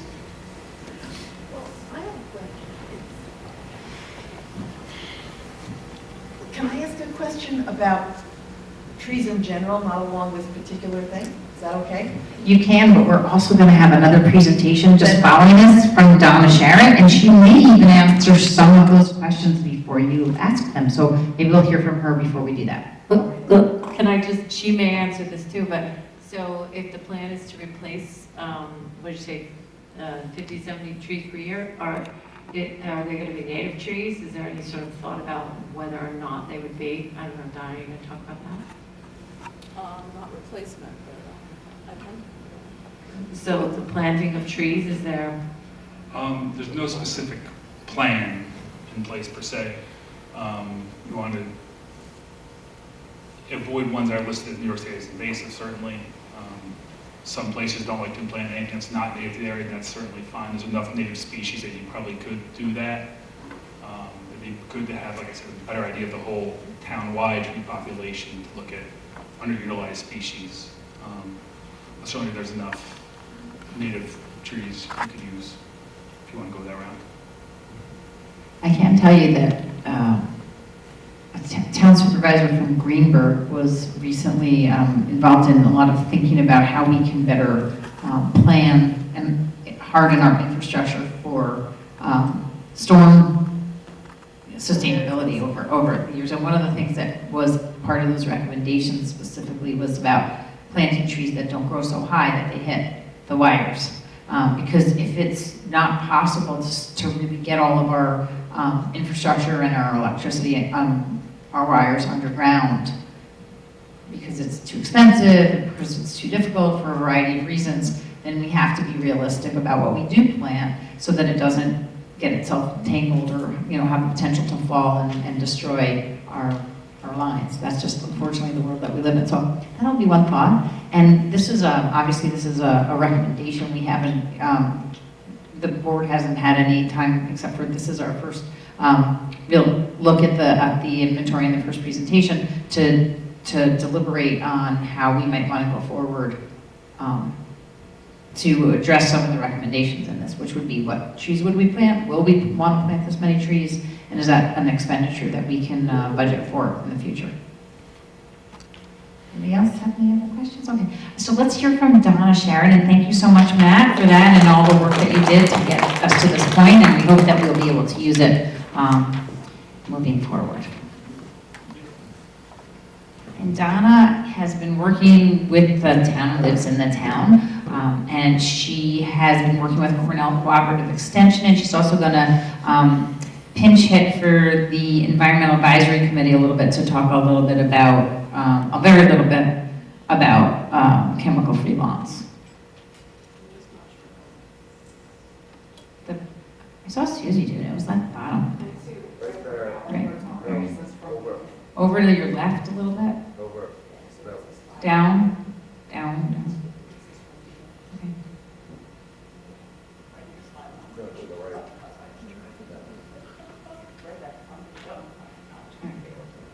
First, I would just like to say that I think that this inventory is a fantastic document. It was really well made, and I think that it'll really benefit the town. On maybe a bigger thing that you haven't thought about is when they're doing construction. Usually in the planning board, everybody looks at this square of where the property is and doesn't look at the bigger picture. So it's interesting that they brought up the issue of red maples, because on North State Road, the condos that are on 558 North State Road, they have, I think, 8 red maples planted. I mean, they cleared a property that had probably dozens of species, and they put 84 white pines all around the edge, and then like 10 red maples. And the development that's coming across the street is putting all red maples in the front, so it's going to be like a whole red maple buffet for any insect that comes. So this kind of project will allow the planning board also to look at the bigger picture and say, well, no, this inventory shows that there's an abundance of that, and maybe we need to switch it up. So I think it's a really great thing the town's doing. So congratulations on that. So I'm going to talk a little bit about protecting the trees that we have and making them safe. So the trees that we have that are around us are actually descendants of an ancient forest system. And they evolved with the plants, and can you see a little frog up there? They evolved with the plants and the other plants and wildlife, responding to the natural history of this specific place. And then we disrupted that system. So I'd like to speak about the trees and all the benefits that they have really benefit us and enable us to exist here, which I believe is well illustrated in that last presentation. So why do trees fail? Well, we had a lot of that recently. Applied stress exceeds the structural capacity of the tree. Stress factors are climate change, deer overabundance. What we have in Westchester and on a lot of our home properties and parks is what they consider a geriatric tree population. We have old trees and there's no little trees behind them. The deer have come in and they have eaten all the seedlings. So when you go into a forest and you see no understory, it's because there's not enough food for the amount of deer that we have. There's also invasive species, plants, insects, and disease that are stressing trees, improper maintenance and neglect. Light pollution is one that some people don't think about, but we all evolved with a night and a day, and now it's really veering towards, with all these outdoor lights, night and twilight. I mean, day and twilight, so it impacts plants also. And then there's the loss of species due to removal without species-specific replacement, which basically I see, particularly in the developments, that there's a lot of our native oak trees being removed, and nobody wants the acorns dropping on them, so we're getting trees, other trees planted, and a lot of people are planting with evergreens, so they're taking the deciduous trees away on the home properties also. And then, so you're losing your canopy because they're removing the canopy trees, and the ones that the Northeast were known for are fall foliage. Well, you're not going to get that with evergreens. So we really need to focus on trying to keep a variety of the trees that were in existence here. And of course, we're the biggest one responsible because we're the biggest stress factor because we're responsible for all of those things. So what can we do? Well, if we reduce stress, make the trees happy, and make them safe, well, it's going to be a better plan. So the best way to reduce trees' stress is to keep them properly watered and maintained. When a tree is less stressed, it's going to be able to defend itself against insects and disease. And the best way to keep it safe is to have your trees routinely inspected for decay, structural defects, and soil lifting. And this, everyone should really consider getting a licensed arborist in particularly after all these storms, to look at their trees and just make sure everything's okay, so the next storm, they're not going to be impacted.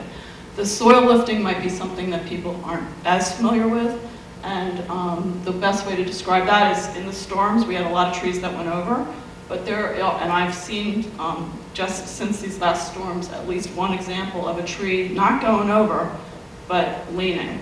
And then if you look on the other side, you'll notice that the soil is lifted, and that's because the roots have been compromised. So that tree is just another few storms away from falling. Before that, of course, we have a storm coming up, so let's hope it doesn't happen today. But people should get in a licensed arborist to really evaluate the health of the tree, and if there is a potential risk, that's just waiting to happen. So it's very important to plant hardy native trees and also put the right plant in the right place. So I'm going to tag onto Dana's issue here. It's really adorable, those little 6-foot evergreens, and people plant them along their roads so they can get privacy, and there happens to be power lines up. Well, those adorable little 6-foot evergreens eventually will turn into an 80-foot evergreen, and then you have a problem. I would love it if there was a legislation that you weren't allowed to do that, because for us that lose electric because somebody else has planted a big tree and it takes the lines down, I think it's just irresponsible. And I'm going to show you some examples of some things that you can put under lines and under power lines. So obviously we need to reduce deer pressure, and then turn off outside lights at night whenever it's possible, and even maybe consider using motion sensors.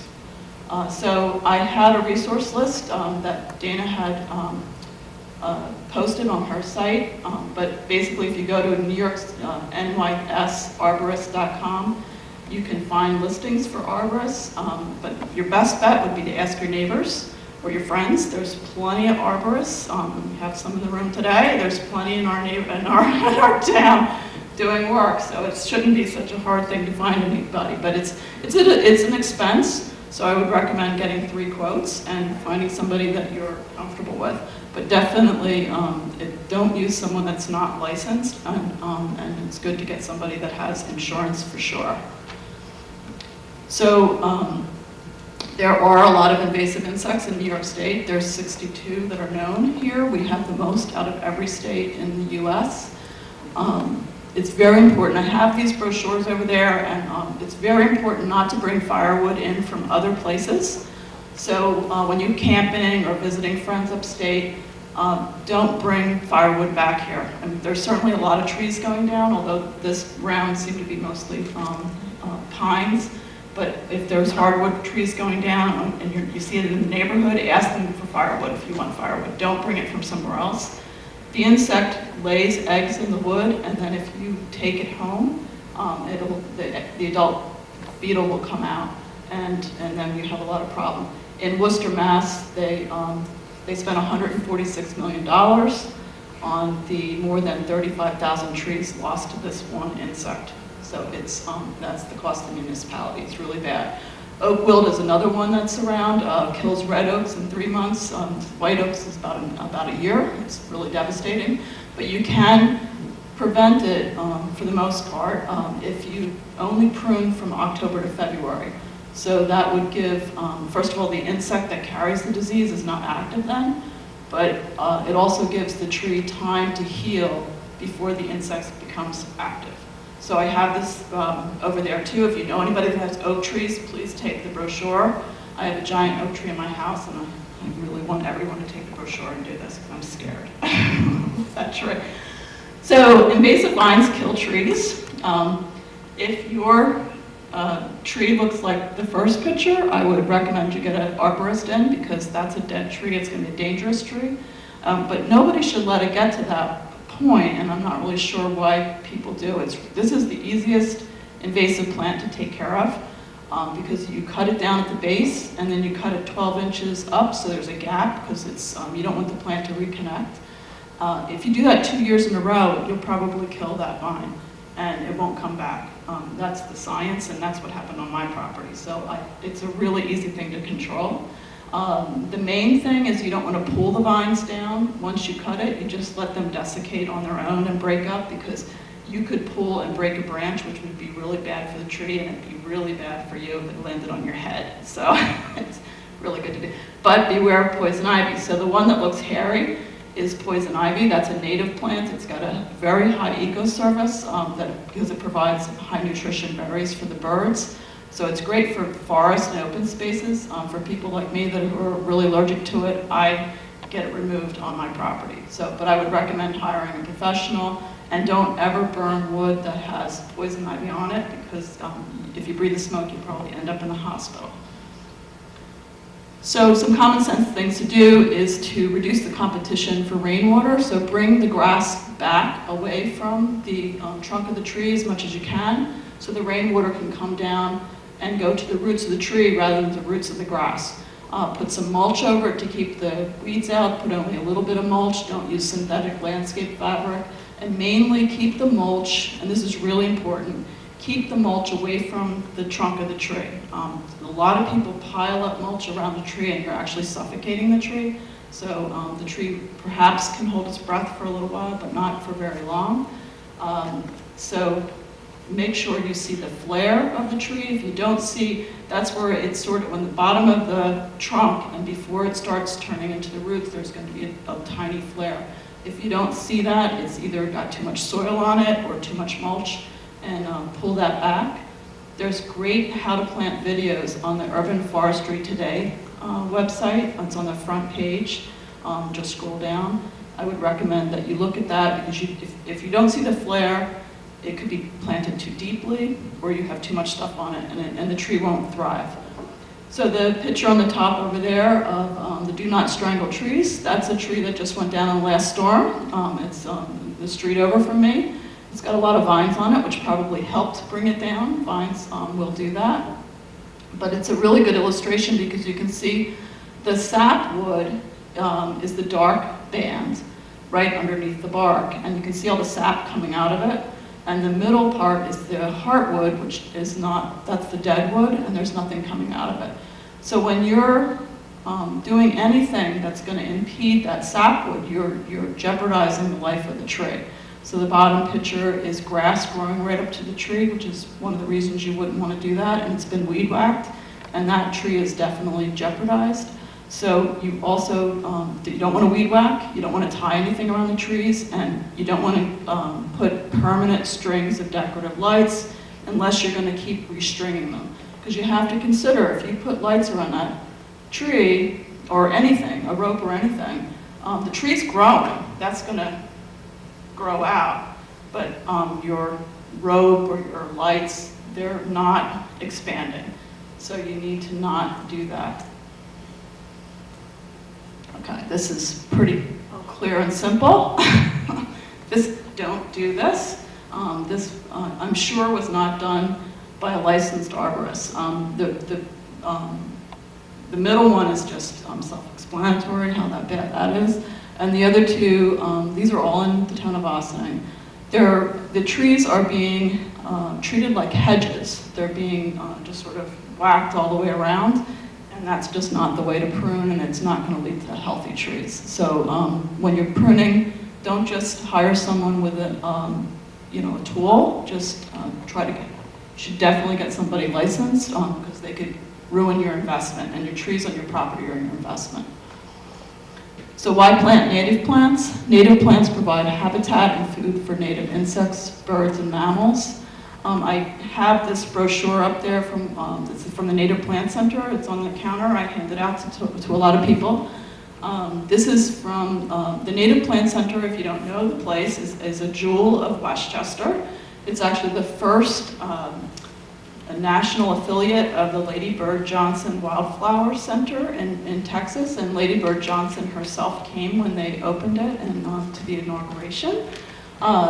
They are in Westchester Community College, and they have a demonstration garden. They have a native plant sale on April 28th, and then they have one in September at Rosedale with a tremendous variety of native plants. This list only gives a small portion, but it gives people a start as to what they can plant. So that said, since it's been printed, there's now 4 of the things printed on there that you should not plant. One is the last item under trees is eastern hemlock, which is a lovely species, but there's an invasive insect. There is a control being developed, a biological control being developed at Cornell, which hopefully it's in the pipeline. Hopefully it'll be released soon, and we can start replanting those trees. On the next section of small trees and shrubs, the last 3 items are viburnums. They're native viburnums, and I would not recommend buying them because they'll probably be dead in 2 years. Because there's an Asian viburnum beetle now.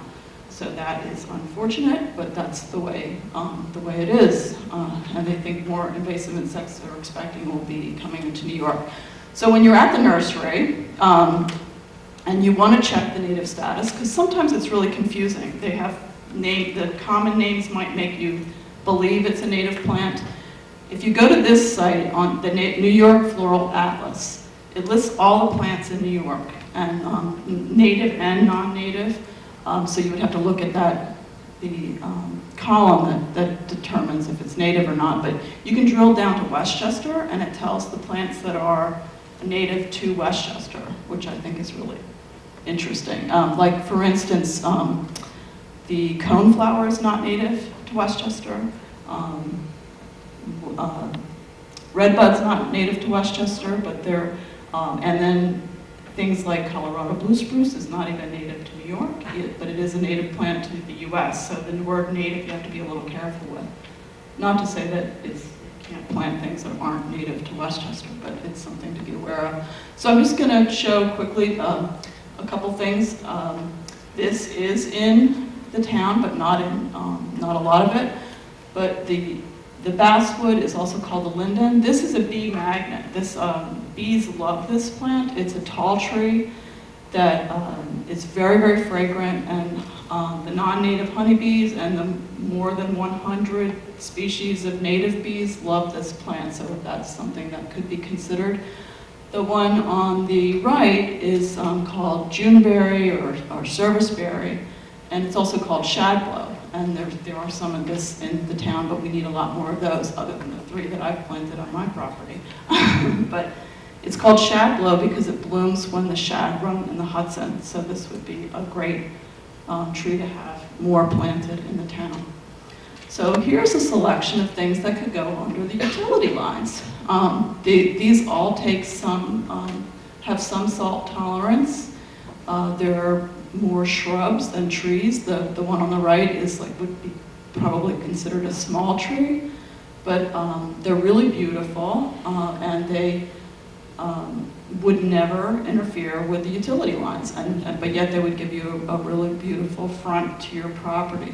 These are actually on the front of my property under the utility lines. The 9-bark is not on that brochure, but I think it's really stunning, and it should be considered. They all take some shade and they like some water, so they wouldn't work if you have on the front of your property is like blazing sun and kind of a, infertile, like salty, sandy mix, then these wouldn't be for you. But if you have some shade and some good soil, these would be excellent choices. And there's in the guide you can see others. So once you plant your trees, you need to water them. This is one of the best tools you can get. This is a rain gauge, and you can get them pretty cheaply. You need 1 inch of water per week, which preferably rainwater, but obviously we get times where you don't get the rainwater. This chart is an example that you should be watering for at least 3 years. I would do it more than that if periods of long drought. This chart is on the resource list, but it's also available at Cornell Cooperative Extension's website under their horticultural tag, and it's on the front page there. So if you have any questions, Cornell Cooperative Extension is the place to go. For most people probably know, because I get talking about it all the time, but Abraham Lincoln started this program. And so that we could get science about the horticulture and our world, and the Cornell Cooperative Extension, which started in the 1900s, brings the information to the public. So it's your tax dollars at work. Please use them. My money-saving tip to you would be to have your soil tested before you buy or use fertilizer or any other product that, like lime or anything like that. Cooperative Extension can help you with that. For $20, you can get a soil test kit, and they use the Rutgers Ag Department to do the analyzation of that. All these plants are, the right 2 are on my property, and the other one's my neighbor's. And the slides I showed you before, none of those plants get fertilizer. So Westchester soils are usually pretty good. Maybe there's some extraordinary situation in your yard that there's not, but many people say, well, it's April, I'm going to fertilize. Or someone comes in and says, you should fertilize that shrub or your vegetable garden or your lawn. You should never do that until you get a soil test and it says that there's a deficiency, because first of all, you're wasting money. And second of all that excessive material is going into the watershed. So it's a really good idea to do soil testing first. And this on the right is the oak tree in front of my house. It's about 10 feet from my house. So I am a big advocate of getting trees very well pruned for safety. I just want to make note that it's 9 o'clock and we need to be out of here at 9:15. So if you have anything else. That's it. Are you going to talk about the lawn? Come on, for your lawn, no. I can talk. Just for, and then we take a couple questions and then we'll have to adjourn. So Ms. Mitzi Elks of the Environmental Advisory Committee asked me to make mention of the fact we're both on the Mechanico River Watershed Alliance, and they're having a chemical-free lawn panel for the municipality, and then there'll be a part 2 that will be for homeowners on how to do that. So I could just add, Dana asked if I could add a couple words. My property is being studied by Cornell Cooperative Extension for mulch mowing, and I don't use any fertilizers. We have never used fertilizers. So again, people automatically in the spring come in and put fertilizers, and without knowing what your soil is, it doesn't make any sense to do that because you're adding to the pollution, you're wasting your money. If you raise your lawnmower blade to 3 inches, you're going to have deeper roots. I also never water my lawn, so a lot of the stuff that we've been trained to do is really unnecessary, and you can lower your footprint by just backing off. If you have any questions specifically, you can ask Cornell Cooperative Extension. You can also go on the Cornell home gardening page, which would be out of the Ithaca office, and they have chemical-free organic lawn care books and information on the web. So that's what I would say. Thank you so much. That was really informative and helpful. And I'll take some notes. And I'll entertain any questions from the board and then the audience. If anybody has any questions for Donna? Yes. Now, Emily, do you still have that question or not? Well, I was just going to comment that... Yeah, let's just get you a microphone because we're still on the camera. I do have questions about planting trees on the street where we bought a house, but I would save those for an arborist or something. Where I live currently, which is in the town of Ossining, it's in Chilmark, there are white pine trees, just as you said, people planted them when they were cheap, quick screens, but they planted them between the properties, and there are 3 rows of them on either side of my home property and on either side of the neighbor's property. They all belong to one neighbor's, well, they belong to the neighbors on either side.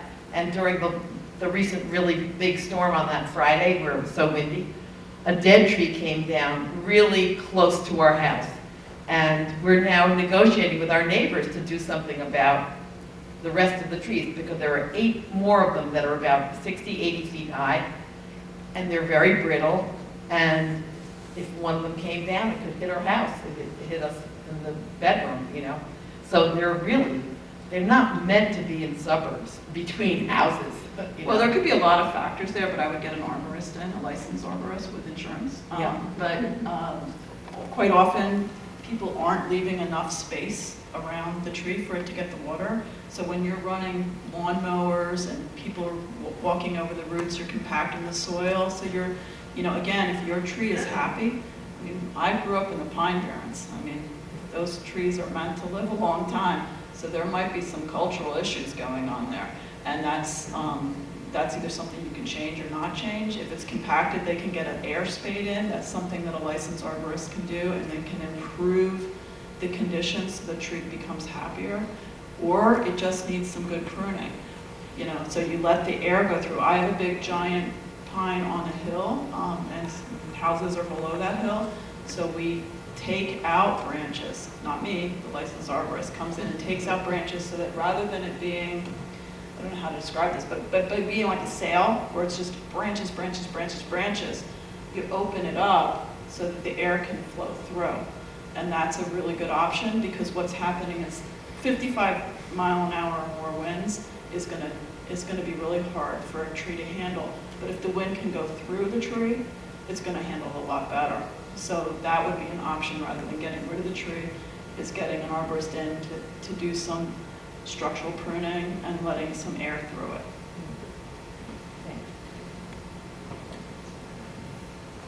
I have a really quick question. You're such an amazing community resource, Donna. Where can people next talk to you? Oh, that's, what a coincidence that you would ask me that. So this talk is going to be continued at the Ossining Earth Day, where I'm going to be there for, what, 8 hours, I think? So come talk to me, and I can answer any additional questions. But please also take all the brochures over there. Take some for your neighbors and friends about firewood. It's something that people aren't aware of, and it's a really frightening thing because, you know, we've lost chestnuts, we've lost, for the most part, elms. Now we're losing ash, which is really impacting the baseball industry manufacturers up in Senator Schumer actually has proposed legislation on invasive insects just based on the ash, but the ags and market think that we probably won't have any ash in 10 years in the state. So we need to stop our bad behavior.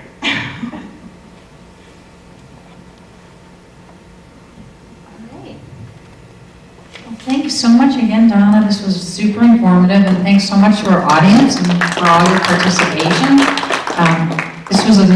This was also part of our urban forestry grant, was to provide information to our community about caring for trees. So again, thank you, Donna, for helping us with that grant, and also again to Matt for Save Trees help with the grant, and also with the inventory, and thanks to everybody.